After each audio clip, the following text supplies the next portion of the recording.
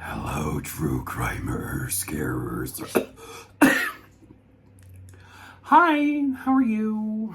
So this is another compilation video, and now I'm on my backup page over there on the TikTok, because I got all my crime videos over from my main page. So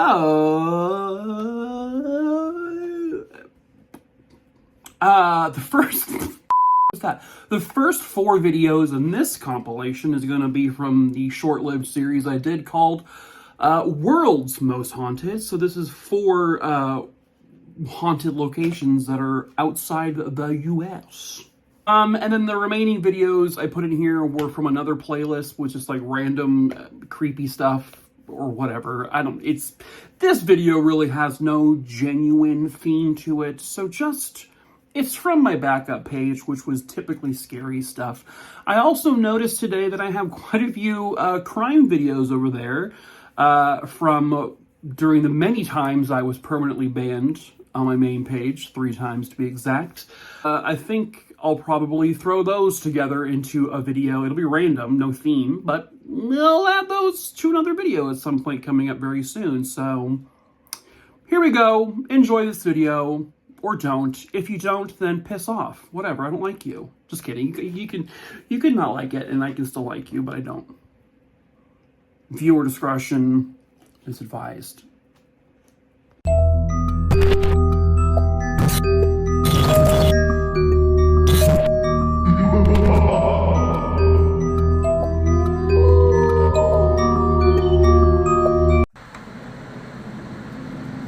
Boo! Ow, that hurt me. Hello, scarers. Starting a new series called World's Most Haunted. Today, we're going to Australia, mate. This hauntingly beautiful building behind me is the Monte Cristo Homestead. She was built in 1885. It is a 136-year-old building. And it is located in Junee, New South Wales, Australia. I will never get that accent. It was built by, lived in, and maintained by the Crawley family. Hi, how you guys doing? Until this fella here died in 1910, and she died in 1933. They are now said to haunt the house. It's now currently owned by Olive Ryan, who with her late husband purchased the home back in the 60s. And she said she's grown used to living with the ghosts of the previous owners. Ghost tours are commonly given, and for $195 a night, you can actually stay there. And people have said it smells like death. Maybe check the walls. Did someone get a life insurance policy on someone else there? Or? No, this isn't the murder page, Mike. Some people from the show Ghost Hunters went to this house and then left saying this is definitely the most haunted place in the world. And it is considered Australia's most haunted location. It's reported that there is ghostly activity there literally every single day. And the ghosts don't care who you are. They like to make themselves known to you. They'll hear footsteps on the balconies or the floors above. Ghosts will call out your name even when no one else is around. Mike! That definitely wasn't me. This picture is haunted. Oh my! Well, here's your problem. This is why your house is haunted. Who the shit was the decorator? What is this wallpaper? Oh, it looks like someone sharded out the sky. Jesus! People have caught ghosts like this. There is a figure in this window. Hello, sir. Or ma'am, I don't know. You identify however you please. 2021, baby. Is that a goddamn child's face? How come ghosts are always spotted in mirrors? How are they being reflected? Some Windex will get that ghost right out, I swear. Oh, god damn it! Are you a critter? From the movie Critters? I don't like you, you're scaring me. Well, there's your typical ghost face on the wall. Don't do that. Why do I see a pig's head? Why don't I see a ghost? That's the scariest shit of all! Why do you have a human-sized porcelain doll? By the way, people did die in this house, including some by suicide. Yeah, it's a no for me. Okay, bye. Okay. Hello, scarers! It's time for another episode of World's Most Haunted. And tonight's international ghouls is 30 East Drive, Pontefract, located in West Yorkshire, United Kingdom. It is considered a council house and it consists of 3 bedrooms, built sometime in the 1950s. It looks totes norms to me. Until it isn't. This cute little abode is home to Europe's most violent poltergeist named Fred. His name is Fred. Well, that was anticlimactic. In 1966, the Pritchard family moved in. One night, the teenage son Philip and his grandmother, they would witness some sort of chalky type dust that was at shoulder height, not from the ceiling. It kind of just settled in the air and then it just gently floated down onto every surface in the house. They had to have people come help clean because of this. And that's when they discovered a unexplained puddle of water that no matter how many times they tried cleaning it up, it would always be there. In fact, it would just appear before their eyes. Then the lights would go on and off on their own at random times. The tea dispenser would activate on its own. Cupboard doors would begin shaking and rattling. Plants would jump out of their pots. Items began floating in midair. Photographs would be sliced. Oh, this is just the Beauty and the Beast castle. They then began to witness Fred visually. Wow, looking pretty trim there, Fred. Well, Mama Pritchard said, you know what? We're not being run out of this house by a damn poltergeist. So they did what anyone would do. They called in some priests. When a priest was there... Oh, Jesus, Fred. Do it again. What? Priests would be slapped by Fred. Holy water began to seep out of the walls, and then a magical pair of hands would come floating and just conduct the hymns the priest was saying. Fred's like, ha, you dumbass. Here's Fred's hand, apparently. Oh, who? Nah, bitch. The fuck? Fred's a little person? You're so cute, Fred. Oh. That's a face, right? That's a person? Check out this video taken by ghost hunters. Oh shit, what's this? Oh shit, okay. Who wants to go meet him with me? You? Hello, scare...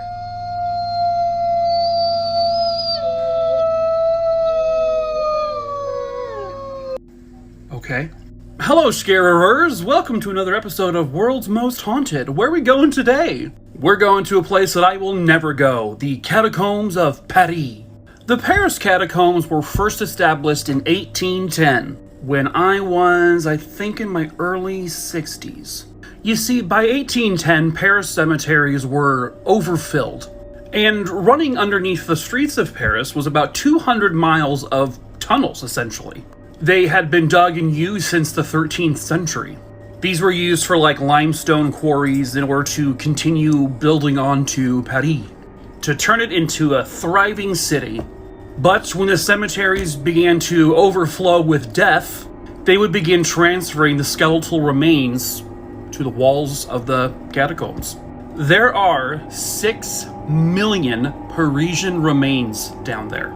6 million plus dead bodies line the walls of these tunnels.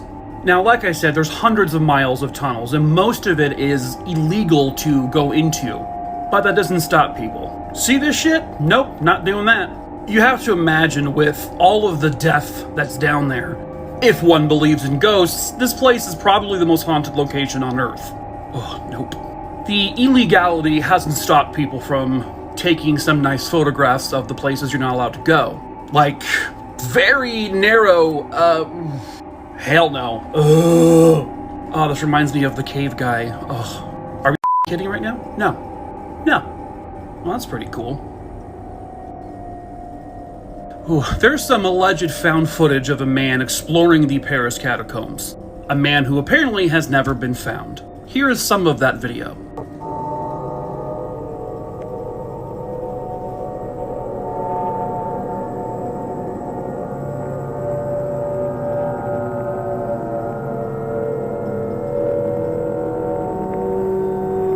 that noise. Run, bitch! Get the fuck out of there. Ugh.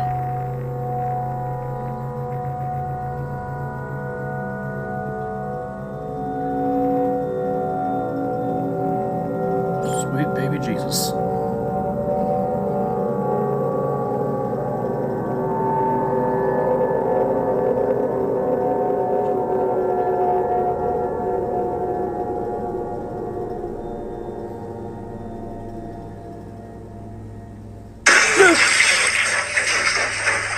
Who wants to go? Oh my, there's someone there. Mental institutions, aren't they neat? Especially when they're abandoned. Hello, scarers. Let us talk about one of those abandoned, insane asylums. Little too close.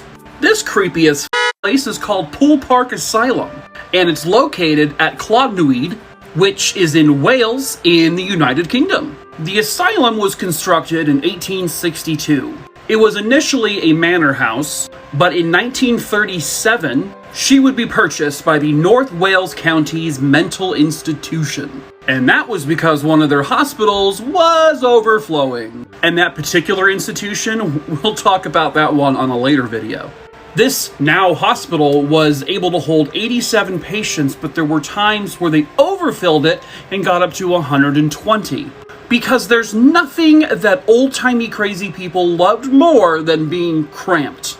Fun little side note, during World War II, this was used as a prisoner of war camp. However, the hospital itself would end up closing in 1989. Now, technically, the building is not considered an abandoned one, because they are allegedly working on construction inside. There have been teams of ghost hunters who have entered the property, turns out illegally, because it is still an owned building. Now, the owners of this building have told people to please stay out of it, not necessarily because of the breaking and entering thing, but because the wood is so damaged and there is so much degradation that it's literally dangerous to enter the building. Yes, okay. Nothing more on-putting than a hallway that looks like this, huh? Now, why are asylums always considered to be some of the most haunted buildings in the world? Especially the really old ones.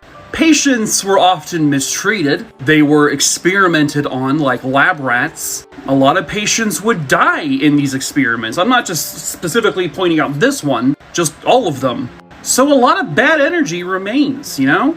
It is reported by the ghost hunters who have entered the building that Parc Asylum is, well, it's got a mind of its own. The wooden floors creak, shadows are seen walking across the halls. Some ghost hunters have reported a wailing or screaming sound. Some have experienced little pebbles and rocks being thrown across rooms. Now, oh, come on. Are they trying to pass this off as a ghost photo? Ugh. I believe in ghosts, but come on, this is, no. Would you guys ever walk through a building like this, abandoned and dark? I think I might. Here is allegedly a ghost. Okay. I don't know what I'm supposed to be seeing there. This is outside the property. Whoa! Warning, scarers! The following video is going to show some disturbing images of arson. This is a creepy story that was once featured on Unsolved Mysteries, and it's the story of the Stockton Arsonist. August 5th, 1989. A family was driving on Route 205 near Stockton, California. When the car's engine began to overheat, they pulled off to the side of the road. This being before cell phones, of course, the father and son decided to hoof it to go find a phone. On their walk, they noticed a camouflage jacket with a videotape sticking out of it. Curious, they took the tape and decided to bring it home with them. When they got home, they popped the video cassette into their VHS player, and the following footage is the actual footage that was on that tape. The commentary you're about to hear may be disturbing.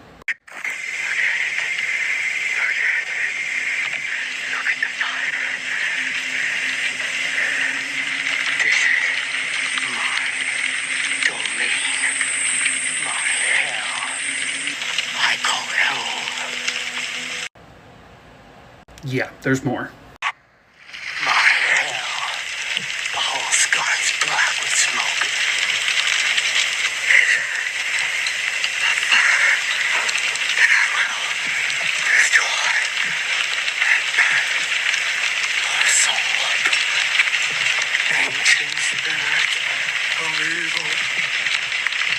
Forget it, Omar. This is what I've been doing on your week's vacation. I said I'll do it. I said I'll do it.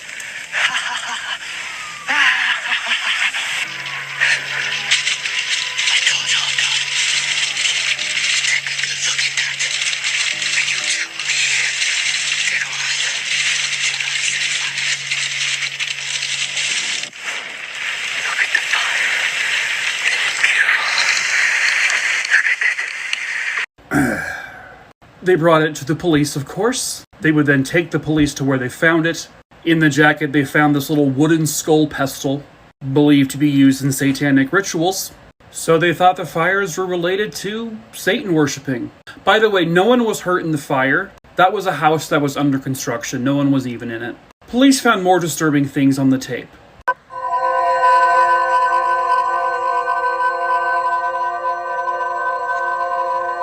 Okay.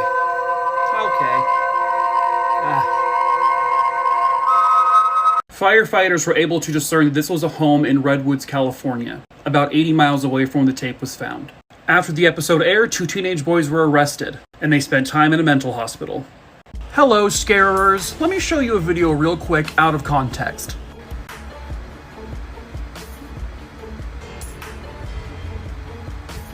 Now let's give you some context. This is Paul Dennis Reed, quite possibly the scariest looking man of all time. He was a serial killer known as the fast food killer. Mike, this is not your crime channel. I know, but the video is scary. So, in 1997, he murdered 7 fast food restaurant workers. On the night he would eventually be caught, he tried to kidnap one of his old bosses. He went to his boss's house with the idea of trying to get his job back. The man was at home with his wife. She happened to be using a camcorder that night when they got a knock on the door.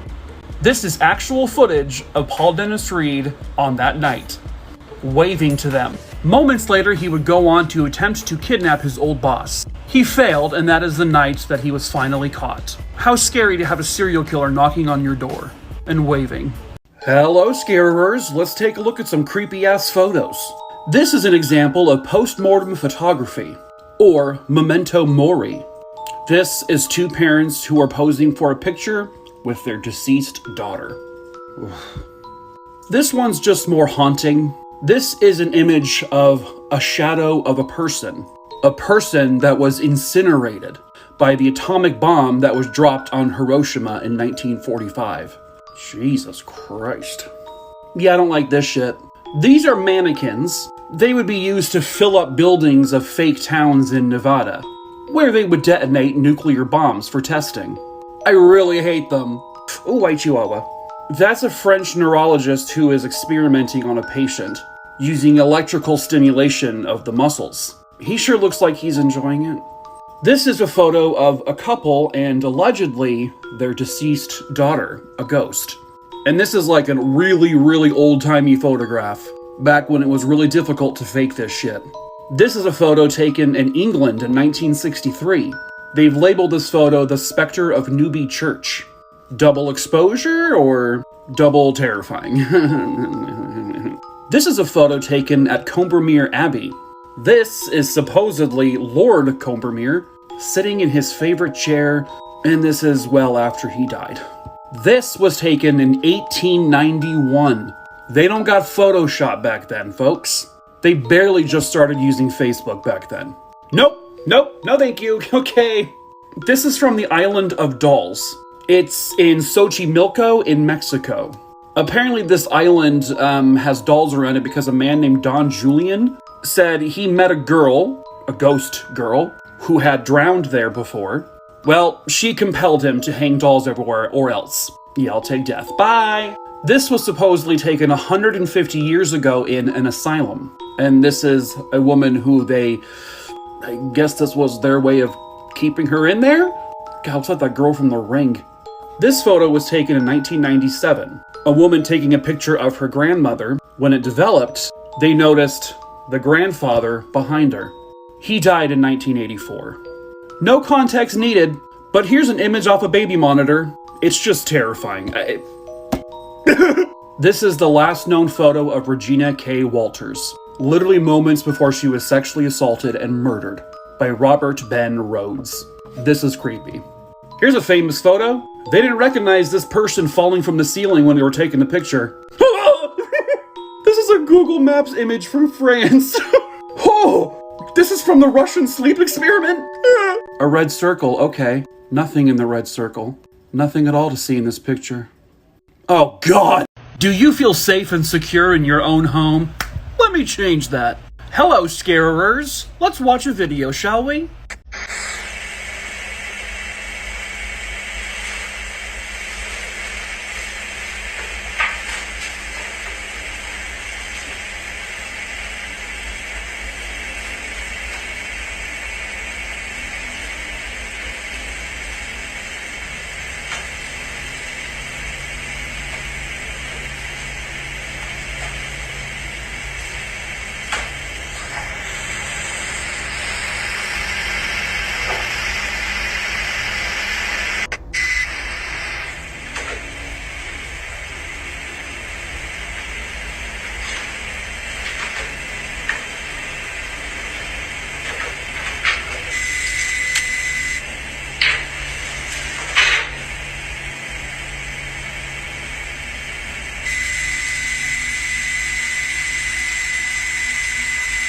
This bitch watching TV? Oh.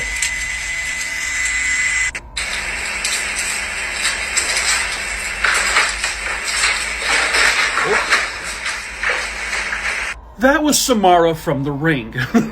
Or her auntie, I don't know. So, this footage was taken inside a Manhattan apartment that was owned by a man named Joseph Cummings. So, back in 2009, he started to notice that food was missing from his pantry and from his refrigerator.